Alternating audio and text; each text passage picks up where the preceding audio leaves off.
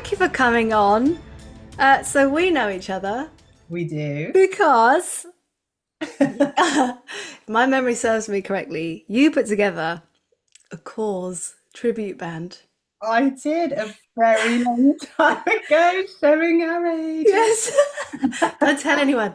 And you were Sharon. You were Sharon. Oh, I was, And I yeah. was Caroline. And it was Yeah. like my first professional gig or Yeah. whatever. And you were so lovely. It was so cool. I loved that Oh, time. I loved it. It was amazing. And I remember you had to learn, is it the Baron? Is that how you say it? Yes. Baron for it? And you were brilliant. You were so Oh, good.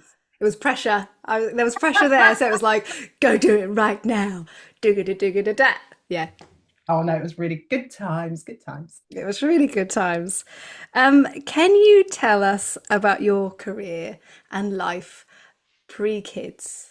Yes. So I started the violin when I was 6, and I remember this lovely lady called Jenny Harris, who I still know now. It was my first violin teacher, and I know she came into school, and I just remember her playing all these instruments, and I was like, yes, that I need to do this. Like I wanted to do everything. I was one of those slightly annoying kids, and so yeah, so I basically started the violin at 6. I don't actually remember learning it that well because I was quite little. I sort of have vague memories.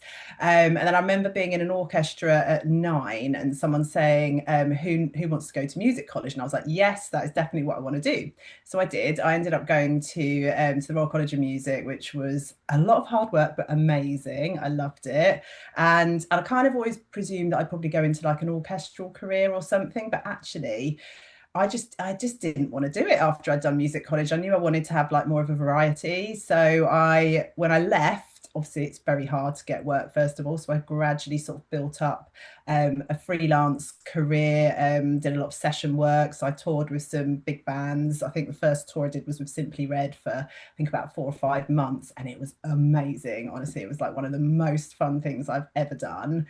And then I toured with Niles Barkley as well, which was even better. And we were on the crew bus with that one, so that was hilarious.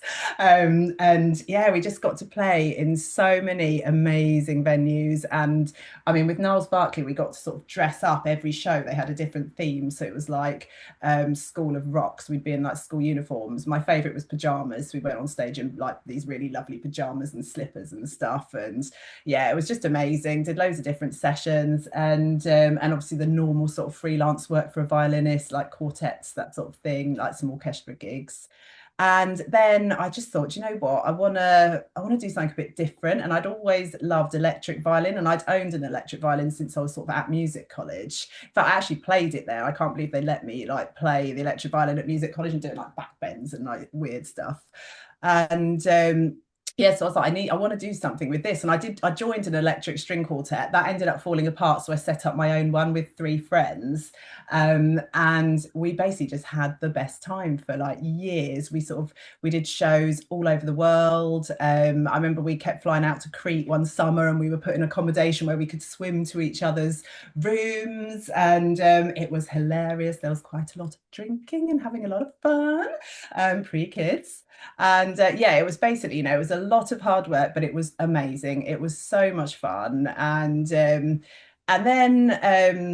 I decided I wanted to do something different again. So I set up, I was with a magician who is the father of my children, Jamie Allen, and we came up with this idea of putting lasers in an act with a violin. So we basically created Lumina the laser violinist. It took a long time to create because we neither of us had any idea about lasers or anything. So I'm now a bit of a laser geek as well. And so I created this crazy show, didn't know if it would actually work or not. All of this is kind of for corporates, obviously. And it really took off. And there were no other laser violinists around. We just kind of made it up ourselves. We did discover there was a guy called Laser Man who was manipulating lasers with his hands rather than with like a bow. And yeah, and now there are like different laser violin acts like in different parts of the world that have kind of obviously like copied what we've done. And yeah, it's kind of become a thing. Like people ask for a laser violinist, and I'm like, that's just hilarious because we basically just made up this thing, and it's sort of taken off. And then I added an LED dress to it. So I'm now LED geek too, and love it. So it's like all programmed, and yeah, and then I had children, and a lot changed. So that needs to be nicely on. By the way, I need to see this laser and LED whole thing. So yeah, after the chat, we'll set it up. Oh yes, yes. What were your expectations of your career when you decided to have a family? So I thought that I would just want to like keep going. I thought I'll probably take like a few months off, like so naive. Take a few months off and then sort of get back into it because it was my life, like it was my world. And I absolutely loved it. And then I obviously had my first child, and I was like, oh my God, this is like not what I expected at all. I was really sort of, I don't know. I mean, I'd spoken to friends who had had kids like quite recently, and they were sort of saying, just make sure you have a tiny bit of time for yourself each day, and it'll be fine. And I was like, how do I do this? And sort of like, so I was booking the electric string quartet as well. So I was kind of running that and, go out, and I knew I wouldn't be able to tour. That was fine. I was kind of like, that's okay. I'm not going to do that for now. But I just thought I'd be able to go off and do gigs still, and it would all be fine. I mean, I hadn't taken into account that my their dad was also he's a magician, and he was off performing too. So trying to sort of tie it in. I mean, looking back, I'm like, how did I not? How did I not kind of like think about this? But I just thought we'd work it and it would be fine. But I also discovered that I didn't really want to like be away from him, and I had not thought I'd be like that because I wasn't a massively maternal person before having my children. I just sort of thought, do you know what? I know I want them, and I'm getting older. I need to just do it. And yeah, we had the our first boy, Josh, and I was like, I don't think I can do this anymore. Um, and it was like really, I mean, I did carry on doing it. I kind of pushed through it and kept doing the gigs. And I do remember after having my second son, that the quartet that I was with said, you need to be doing more work because it's just not sort of feasible for us to keep going with depths. So in the end, I sort of decided that I just couldn't. I just found it too stressful. My youngest had very bad reflux, so he was in and out of hospital as well. So it was really tricky, and he kept getting ill. He's got asthma. So I decided to sort of quit, and it was not an easy decision. I literally felt like I was losing a part of myself, and it was awful. And I didn't realize at the time, but I think I got probably quite bad postnatal depression the second time, partly because of having to like give everything up, but also just I don't know, it was just no sleep at all with him. He was up all night long until he was a year old. And then I won't lie, we paid a lovely lady to help sleep train him once his reflux had gone. Oh my God, in 3 days, this child could sleep. I was like, why did I not do this before? She was like a genius. Um, but yeah, it just totally changed. I changed. And I think the thing I found hardest was that I didn't expect to change that much. I didn't expect to not want to be away from him. And I did do it. Like I went off, did my gigs in different countries, did all this stuff, worked it around Jamie's schedule, but I just didn't enjoy it anymore. It was, I was missing him. I was really exhausted. It was just too much. I felt like I was trying to do too many things at once.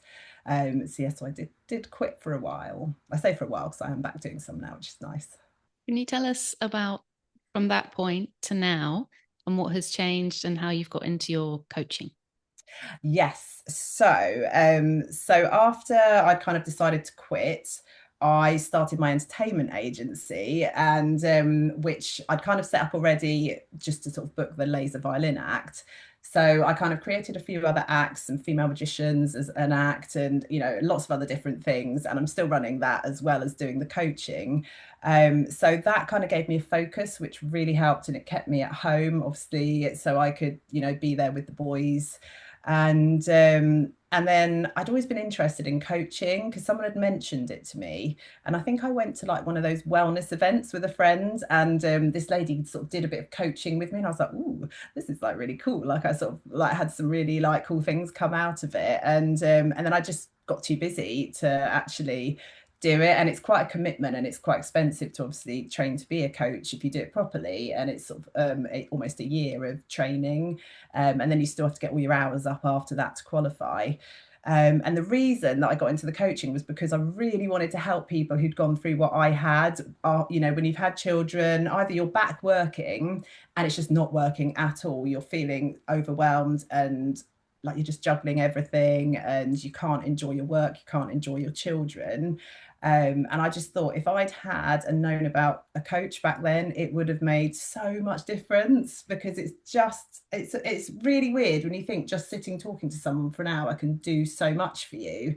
It really helps to kind of get a different perspective by being asked all these different questions in different ways. It sort of helps you understand yourself better, and also just clear your head of all the crap that's in there, so you can kind of work out what it is you really want. Because I didn't even know what I wanted. You know, you're so in the thick of it, after having children, and even not just straight after having children, it can be years after having children. You've just kind of carried on, and you're not who you want to be anymore, and coaching can really help with that. And that's what I want to do. That's why I got into it, so I can help other people kind of get through these, you know, these really tough times, when you're trying to juggle everything. How do you cope with the responsibility of that? Because what you're saying is that resonates with me so much. And I'm guessing with you too, Kira, because it's what we talked a lot about years ago. But you're offering someone a lifeline and their old self back or a new future. Like, yeah, how do you Yeah. cope with that? So I think because I've seen it, it's always going to, something good is always going to come of it. Because when do you ever give yourself an hour of time just to focus on you? And even if you just sat at home for an hour, you know, thinking about things, which no one does because you haven't booked it in and you just don't have the time. But when you book it in and you sit there, it's just amazing things happen, because once you start, like, whatever you put your focus on is what will grow. And yeah, I feel excited about it. I don't feel stressed about it, because I just know that great things come from sort of putting this time, you know, into yourself and your life. And it doesn't just help you, it helps, you know, your family as well. Because I know I wasn't enjoying my children, hopefully they don't watch this, when they were little. Sorry kids. And just kind of, and I think I felt really guilty about that. I was like, I should be loving this time with them, but because I was so stressed with trying to make work fit around it, and just didn't have kind of time to focus on how to, I don't know, just make things a bit more aligned with what I want, and with my life. Yeah, it's just, it's exciting. Like, I just want to help everybody who's struggling, which obviously I can't because there's too many people. But yeah, it's just such a great thing to do. It's super inspiring. We were both bowled over by your website and everything, and Oh, thank you. it's great. What does your life look like now, in terms of you've got life coaching, you've got you're a pro violinist, you've got the entertainment agency. How do you split your time between each thing in your business? So, what is really nice is I can kind of pick and choose with the performance what I do. So, I tend to only do sort of like a couple of things a month, that I really want to do. If there's something really amazing coming up, I'm like, right, I'll do that one, I'll do an extra one. But obviously it has to fit around childcare, because I'm a single mum.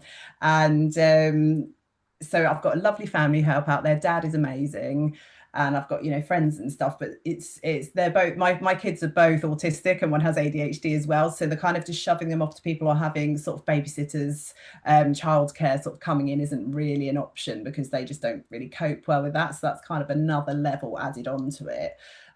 So yeah, it's quite careful planning on the performing side as to when I can do it, but it does work really well.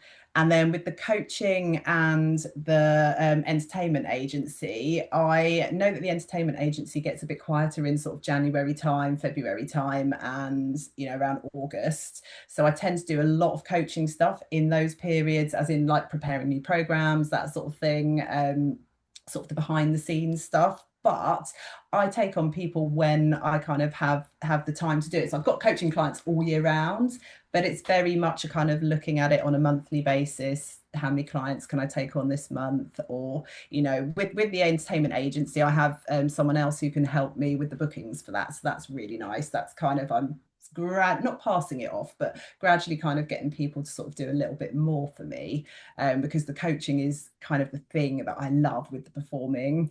It's, oh, I love it. It's just, I don't know, it's just something about it. It's just so nice. I think performing and helping people are like my two sort of things that I love the most. And running the agency, I love it as well, but it's kind of my thing that I built up to, I guess, get to where I am now. But it's just kind of having a focus. So I make sure I do something for each of them, every single day. And I know, if I've got sort of a big gig coming up that I need to practice for, then I will obviously prioritize that and do a bit more of the coaching, in preparation for, knowing that I've got this thing coming up. But again, sometimes I'm just rubbish like everyone, and I'm just like, oh, I've got loads of stuff to do, right? Just, yeah. But then I don't exactly coach myself, but I'm like, if a client said this, what would I do? And that just sort of stepping out again from your own head. Because when you get overwhelmed, you just get so trapped, you can't see anything outside of your own kind of little bubble. And it's like you kind of, I don't know, don't even, not burst the bubble, but you just kind of expand it to allow a bit more into it. And then you're like, oh, okay. And it's sort of seeing that bigger picture where you want to get to, even if it's like a bigger picture for the end of the month, then you've got like loads going on. And also having a why behind everything. Like if you know why you're doing it, even when you're feeling like stressed, when there's tons going on, you're like, right, it's okay, it's just for this period, this is why I'm doing it, the bigger picture. And not everyone has a bigger picture yet, and that's okay as well. It's just, you want to know why you're doing stuff, because it just makes such a big difference in life. Sorry, I waffle. I don't waffle in coaching sessions. No, not at all, not at all. Very quiet in coaching sessions. That leads on well, because I was going to ask you, what would you recommend someone does as a mum if they're feeling stuck?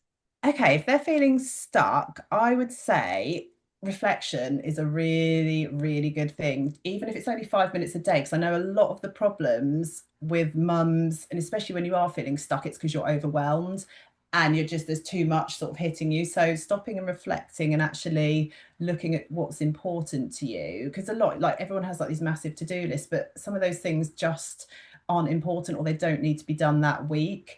And it's taking a little bit of time for you, even if it feels impossible, just 5 minutes, just to sit and kind of sit with what you're feeling. And also another thing is, so I've got this mini course that that people can download for free, but it's to quiet the self-doubt and the sort of harsh inner critic in your mind. So a lot of us don't even notice that it's going on and what it's saying. So taking a moment just to listen to what that is saying in your head and becoming aware of it can make you realize how horrible you're being to yourself. And no wonder you're stuck, because you're constantly being told, oh, you're not good enough, there's no point you doing this, you haven't got time for this or whatever. And it's just starting to become more aware of what's going on inside of you as well, like how your body's feeling.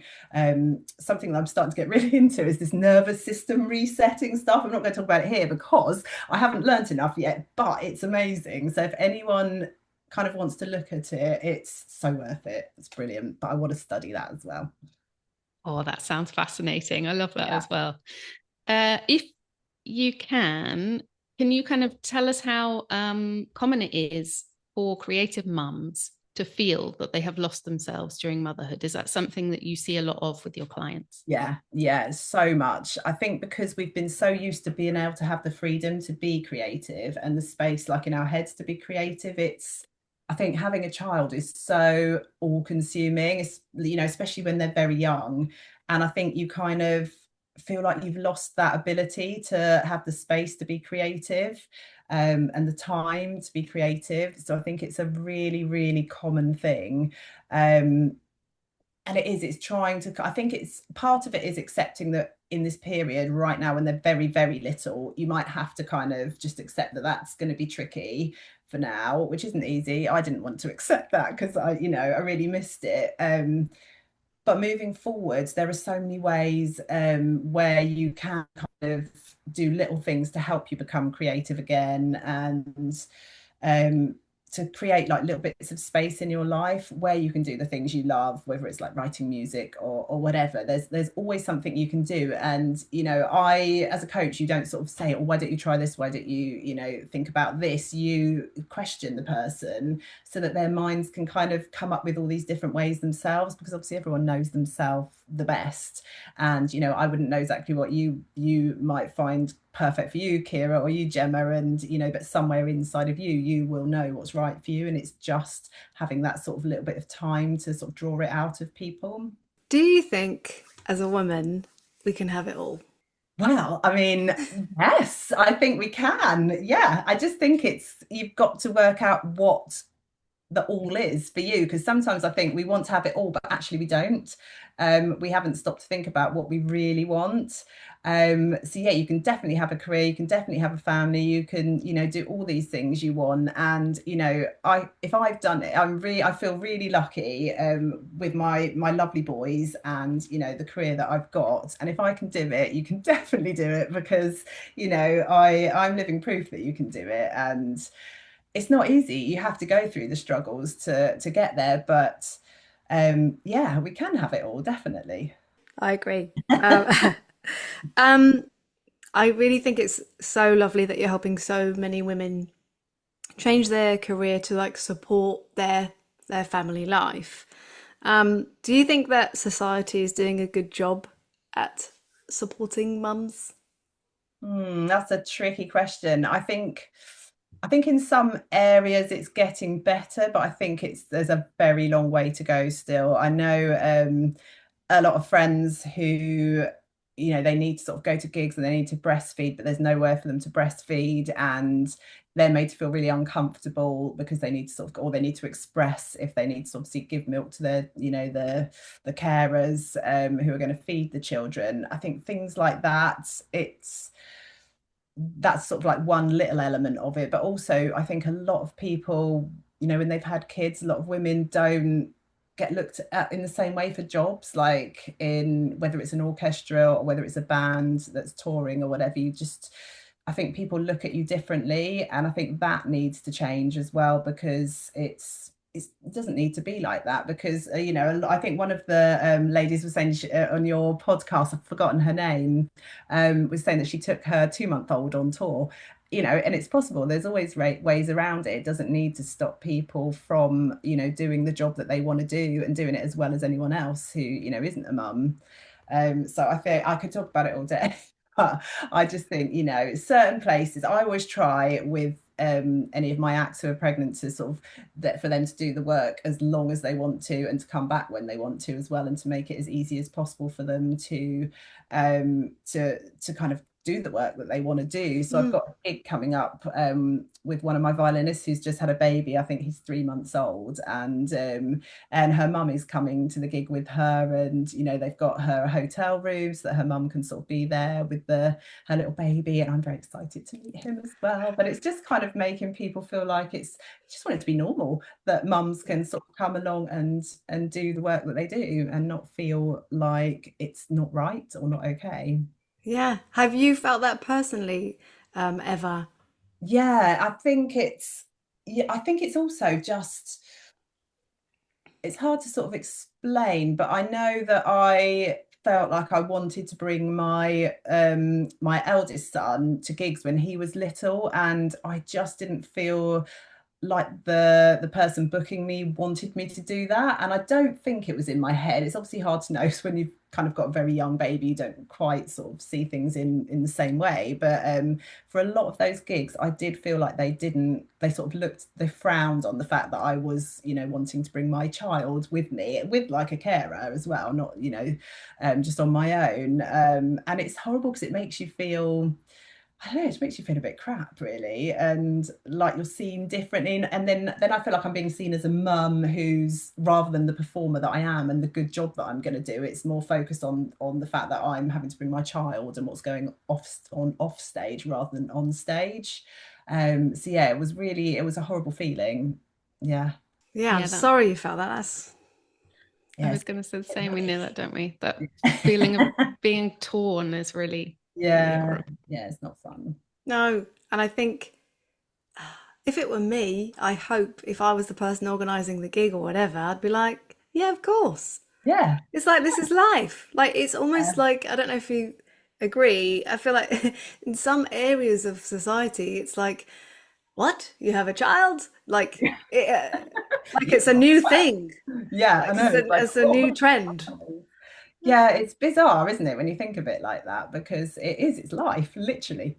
Yeah. On that topic of when you're booking people, Yeah, because you've gone through that experience, do you kind of almost look for ways that you can yeah. help people when you're booking them as well with that? Definitely, yeah.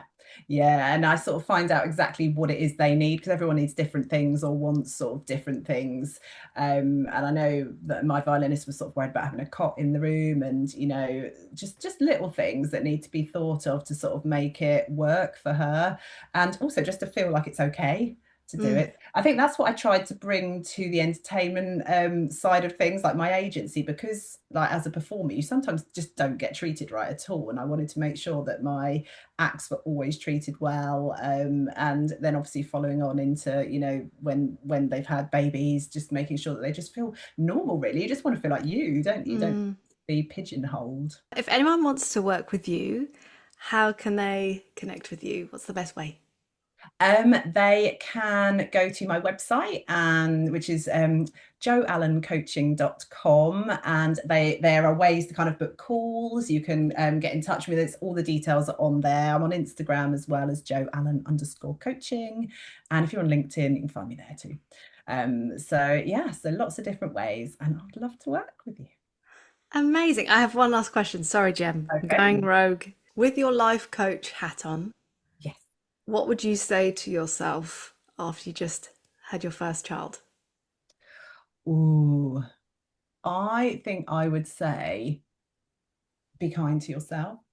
I think we're very good at being very critical to ourselves. I think I'd say take time to get used to, being a mum. Um, be kind to yourself. And when you kind of are over that first hurdle, you can then start to kind of think a little bit more about what you actually want now. You might not know. And again, just, there's no pressure. I think just take the pressure off yourself Mm. wherever you can, because there's so much pressure put on you as a new mum anyway. I think it's all about kind of being kind and trying to take the pressure off in any way you can. Hear, hear. Yeah. Thank you so much. Thank That's Oh, thank really, you. you for really having lovely to me. hear from someone Oh, who's able to do that professionally, to give that advice is wonderful. oh, thank you. And also I have to say, I love drums. Like, honestly, I'm a secret wannabe drummer. My two kids learn drums as well. So we have a drum kit here, which I sneakily go and play very badly occasionally.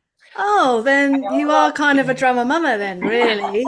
a closet one. I really want to be like, Yes. It's just the beginning. This is the oh, moment. yeah. Go to one of Kira's camps, and then Oh the my rest God, is I history. so want to. They sound amazing. Oh God, I love the sound of it. Oh, you're welcome anytime. Oh, thank you very much. Thanks for listening to the Drummer Mamas podcast. We hope that you enjoyed this episode. If you did, please leave us a 5-star rating, because it makes us more visible to other listeners. And we really do appreciate any comments or reviews. It makes a difference. Thanks again, and see you next time.